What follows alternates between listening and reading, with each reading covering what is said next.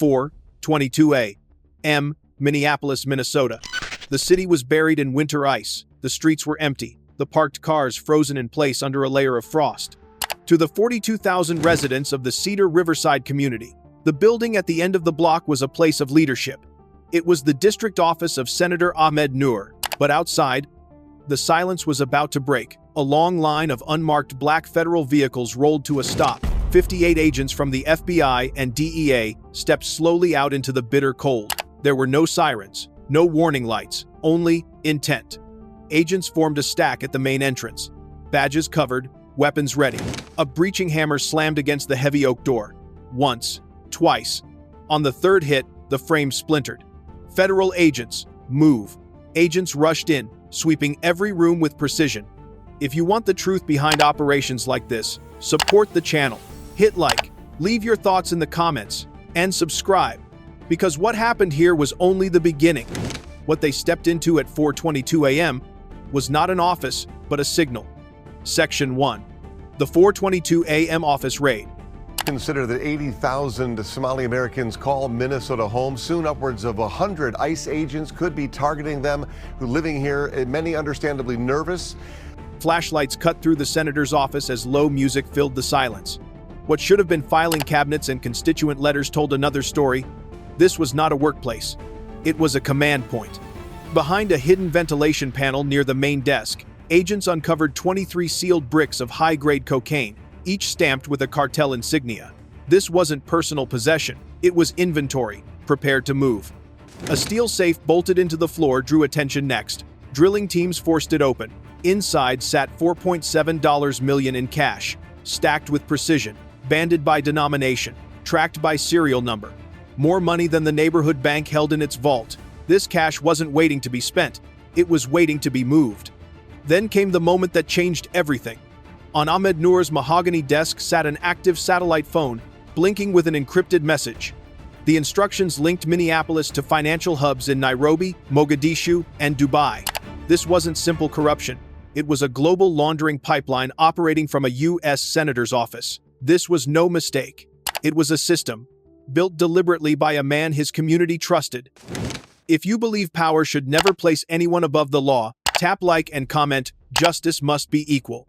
With every document traced, the betrayal grew heavier. For years, Senator Ahmed Nur, now 58, spoke publicly about education and safety. Behind closed doors, that same office was used to build something else entirely. A network designed to move money, shield operations, and function in plain sight. The raid did not uncover a mistake, it uncovered proof. FBI agents raided a Bloomington business on Thursday after prosecutors say it billed Medicaid. Bricks and $4.7 found. Over the course of more than 6 years, what began as political ambition hardened into organized crime. Beneath a polished public image, almost impossible for outsiders to detect, a parallel structure was quietly taking shape. The $4.7 million seized during the raid was only the surface layer. Financial analysis conducted afterward revealed the deeper architecture.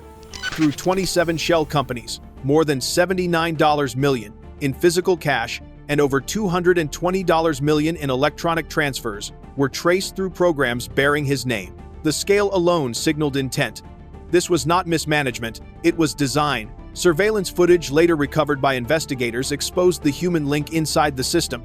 The recording showed Ahmed Nur meeting repeatedly with Yahya Osman, a 3-4-year-old man directly connected to the Sinaloa cartel.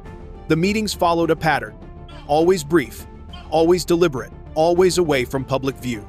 Nur shielded him for years. Their encounters took place in basement rooms, rented storage units, locations chosen for silence and speed. He never stayed longer than 20 minutes. There were no speeches, no discussions of policy.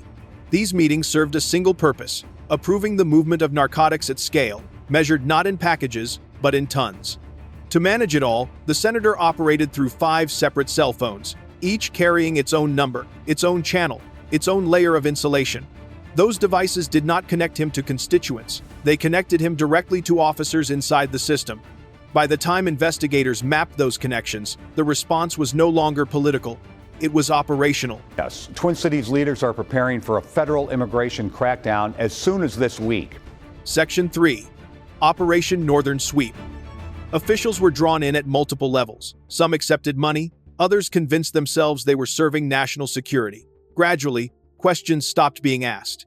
Oversight faded, and by the time the true scope of the threat began to surface, Noor was already several steps ahead. Among the discoveries was a shipment that forced investigators to recalibrate everything. 62 cargo loads, officially documented as humanitarian supplies, were found packed with narcotics. The scale left agents momentarily silent. This was not street-level trafficking, it was a coordinated operation, structured and resourced with methods more commonly associated with warfare than crime. A man entrusted with protecting his community had transformed that trust into leverage, using it to construct a concealed empire. By then, the investigation could no longer remain on paper. Walls inside the command center filled with maps. Red markers identified high-risk locations. Lines drawn between them revealed a pattern, all converging on a single point, a basement hidden behind an unmarked community building on the outskirts of Minneapolis. From the outside, the site appeared dormant. In reality, it was active every night, a transit hub where money, weapons, and drugs flowed without interruption. The response came fast. A plan was finalized without delay. It was given a name: Operation Northern Sweep. For the first time in modern history, officials say it is a coast-to-coast cartel takeover. Federal agents in Portland, Oregon. Federal agencies aligned for a synchronized operation, striking 29 locations simultaneously before dawn, without warning. Democratic leaders in Minnesota slamming the Trump administration over reports of planned immigration enforcement targeting Somalians in the Twin Cities. It comes after President Trump criticized the group during a cabinet meeting. Section 4. The drug factory in the basement. At 4:30 a.m., exactly 19 minutes before the senator's office was breached, the operation was set in motion. The clock had reached its final mark. There would be no recall. Black helicopters cut low across frozen fields, barely clearing the treetops. Above them, drones swept the ground with narrow beams of light, scanning every approach. On the surface, dozens of FBI armored vehicles surged forward, closing the distance to the manufacturing complex. When they struck the first barricade, the impact carried through the frozen earth. Metal screamed, sparks flared, the gates collapsed, forced aside under sheer momentum. Agents advanced in controlled waves, sealing every exit as they moved. Side entrances were breached within seconds. Charges opened reinforced doors. Flash devices turned darkness into a sudden, overwhelming glare. And as this unfolds, we are tracking every court case tied to this operation. If you want to stay informed as accountability moves forward, hit subscribe so you don't miss what comes next. Inside, the complex unfolded like a labyrinth. Corridors led into laboratories, storage chambers, hardened rooms built to withstand intrusion. The air was heavy with chemical residue. Teams cleared each section methodically, advancing room by room, step by step. Then shots rang out. Armed guards fired from behind stacked crates, attempting to slow the advance. The exchange was brief, compressed into moments that felt longer than they were. When it ended, several suspects were secured on the concrete floor. But the operation had not yet revealed its core. Behind a steel door sealed with 3 independent locks, agents made the final discovery. Inside stood a complete production line, stainless steel tanks, industrial equipment, a facility built not to store drugs, but to manufacture them. Conveyor belts ran across the room, racks of chemical containers lined the walls. This was not an improvised lab, it was a fully operational drug manufacturing facility. Built for sustained production and guarded by a security system closer to a military installation than a criminal hideout. Nearby, crates of ammunition sat beside body armor. In the next room, agents uncovered the nerve center.